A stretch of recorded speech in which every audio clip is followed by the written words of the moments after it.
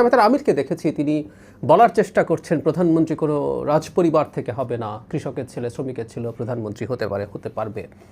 শুনতে ভালো শোনায় যদি সেই দলটা তার আমলটা এভাবে করত, কিন্তু সেই দলটার মধ্যেও পরিবারতন্ত্র আমরা দেখছি, এবারকার নির্বাচনে খুব ভালোভাবে দেখছি। এখন প্রশ্ন হলো এই, কতটুকু পরিবারতন্ত্র আবার তাদের কাছে হালাল আর কতটুকু হলে হারাম, সেটা গুরুত্বপূর্ণ।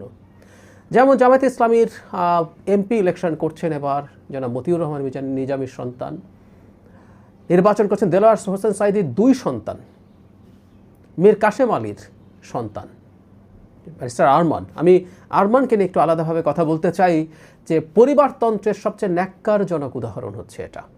বাংলাদেশের ইতিহাসে এরকম নেই বলে আমি মনে করি। একটা জিনিস মনে রাখা দরকার, সেটা হচ্ছে আমি আরেকটা জায়গাও দেখলাম, আমি নিশ্চিত নই, আর মতিউর রহমান নিজামীর মেয়ের জামাইও প্রার্থী হয়েছেন।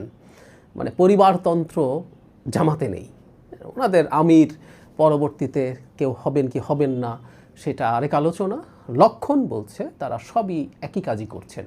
ওই যে বলছিলাম, এটা একটা ন্যারেটিভের যুদ্ধ চলছে, ন্যারেটিভ তৈরি করে ফেলা যায়, মানুষকে বিশ্বাস করিয়ে ফেলা যায়। পরিবারতন্ত্র ভালো না খারাপ এই আলোচনা হতে পারে, বিশেষ করে পরিবারতন্ত্র যদি শুধু পরিবার হওয়ার কারণে। যেমন তারেক রহমান, আমি মনে করি তার মতো রাজনীতিতে প্রস্তুত হয়ে খুব বেশি মানুষ আসেননি। আই মিন ইট।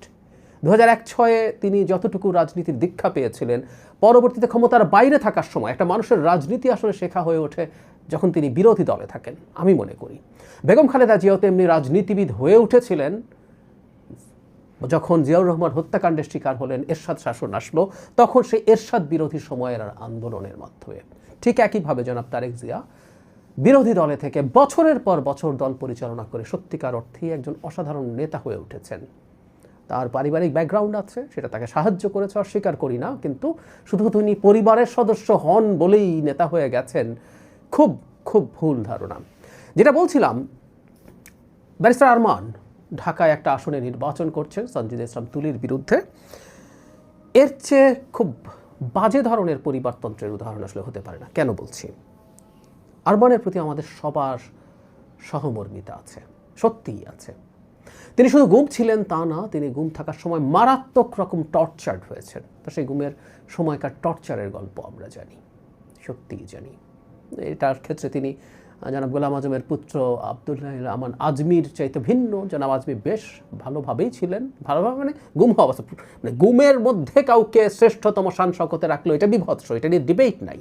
কিন্তু যিনি আবার ওর মধ্যে থেকে টর্চার হচ্ছেন, সেটা আরও বেশি বিভৎস ব্যাপার। আমি প্রায় বলি গুমের চেয়ে বিভৎস কিছু নেই, সেখানে কাউকে শান শওকতে রাখুক আর না রাখুক। কিন্তু আজমির চাইতে অনেক বেশি খারাপ পরিস্থিতিতে ছিলেন জনাব Arman.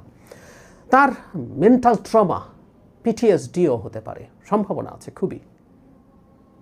PTSD, post traumatic stress disorder, খুব সম্ভাবনা আছে। মানে উনি মানসিকভাবে সুস্থ হয়ে উঠতেও তার অনেক সময় লাগার কথা, এবং এই এন্টায়ার সময় উনি দিন রাতের হিসাব করতে পারেননি, দেশে কোথায় কি ঘটেছে কিছুই জানেন না।